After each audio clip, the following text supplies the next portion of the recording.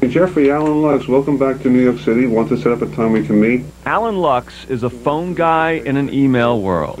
Trudy, it's Allan. In his 15 years as executive director of New York City's Big Brothers Big Sisters, Luks has made thousands of phone calls to board members and volunteers, and yes, plenty of politicians. And he all too well knows the sound of dread on the other end of the phone, the sound of, oh great, my conscience is calling. But Luks says it's strictly business, not personal. And what I learned over the years is that even though they may not take your call that first time, you got to call back. You got to call back. My job is to try to keep on reminding people. You're thinking about making money, which is right. You're thinking about a whole host of things, vacation, worrying about your family, etc. There's another part of you which wants to change the world. You have to believe that. Every person has that. And that's where Allan Luks comes in. He spent almost his entire career in the nonprofit world. The Peace Corps, legal work in East Harlem, the New York Council on Alcoholism, and Big Brothers Big Sisters. All from a guy who graduated Georgetown Law and could have made a lot of money practicing law. Which begs the question, why? I'm a product of the 60s. So when I was practicing law in East Harlem, when I was going in the Peace Corps, society was saying, do it. It's right. You may have a law degree, but it's not that important. Helping, getting involved is much more important. Through the years, Luks has heard one expression more than a few times, do-gooder. What does it mean to him? Depends on who's saying it. He says some see him as, in his words, a naive pest, but others see him as someone to be admired.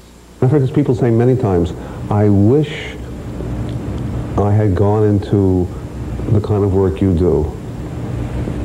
Of course, when they realize how much money I make and how much money they make, they say, I don't wish it that much. There are 19,000 nonprofit agencies in New York, and the battle for donations is intense. Luks found a clever way to get attention this year. The annual report from Big Brothers Big Sisters is actually a comic book created by kids in the program. So Mr. Jones now has gotten the annual report from Big Brothers Big Sisters, and he has 10 others in front of him. I'm so busy, and the phone is ringing, and the computer is on. Hey, look at this, it's comics. And he reads a couple of them. Hey, these are poor kids themselves. Maybe he says, hey, this idea of mentoring, of helping each other, maybe that makes sense. And so I got through to someone. Fundraising may be at the heart of the nonprofit world, but problem solving, a process Luks says is like a light bulb going off, is at its soul. When I say that a light bulb going off, means that you don't still do the work you're doing right now, but you can make a jump. You can make a jump that will move society not at this pace, but all of a sudden at a much faster pace. But is it a burden to go through life as a person whose whole life is about getting others to help others? Luks recalls that he and his wife Karen were out to dinner with friends about 5 years ago. The guys at the next table were loud. Luks's friend objected, at which point the other group started a fight. Luks says tables and chairs were flying everywhere, and he was in the middle of it. He later wrote a piece for the Times about the incident, how he didn't listen to a voice in his head. The voice of, why, Allan, did you jump right on top of this guy? You should have been different. You should have been able to say, hold it, we don't want to fight. Come on, let's shake hands, let's have a cup of coffee together. I never did that. I jumped right on top of the guy. So sure, I'm like everybody else. There I was, just like everybody else. But there's a voice in your mind saying, you should be different. And that voice is there. Strangers can meet friends. Strangers can change the world. So thank you for making it happen. Be it with a new program for kids and volunteers from a New York law firm, or in the Peace Corps in Venezuela, Allan Luks has spent much of his career trying to change things, even himself occasionally. More specifically, the accent. He once tried a speech coach who gave him some vocal exercises. One night, after work, I'm doing ooh, roaring on high mountains, and I stop and she would say how well I'm doing. I don't hear a word. I look at her, she fell asleep. So then I realized I never was going to have that, get rid of the New York City accent. The accent he heard in his home growing up was Eastern European. My father's an immigrant from Poland. He's around 12 years old there, on the Lower East Side. Doesn't speak English. And then he makes us in society. And made sure his kids studied and went to college. In the early 60s, Luks was at the University of North Carolina where the civil rights movement was brewing. He joined in for a very personal reason. And I'm trying to impress an attractive woman who's standing next to me. And she said, how come you're not marching? I said, well, you're not marching either. So it was embarrassing.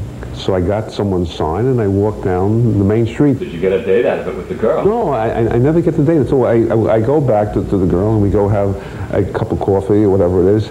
And she said, well, you call me. But I never get the date. But the situation was not so humorous when Luks returned to the South as a Georgetown law student a few years later to witness and help blacks register to vote. Trucks began to circle around the courthouse.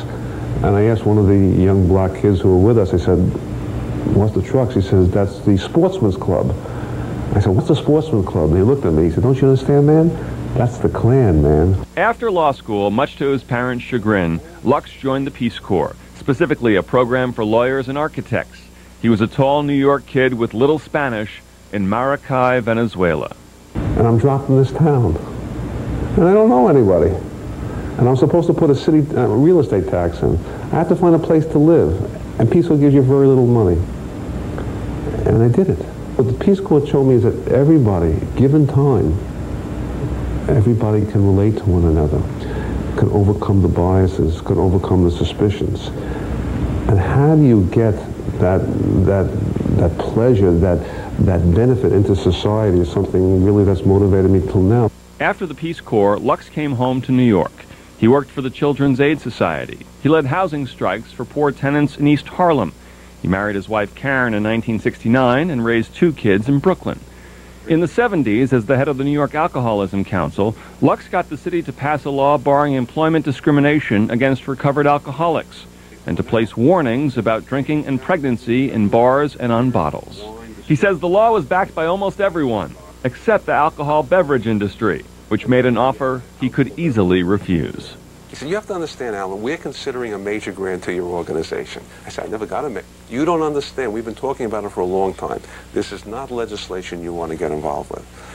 We can't tell you how big this grant is going to be, excuse me, but it's going to be major. I said, good, but give me a hint how major.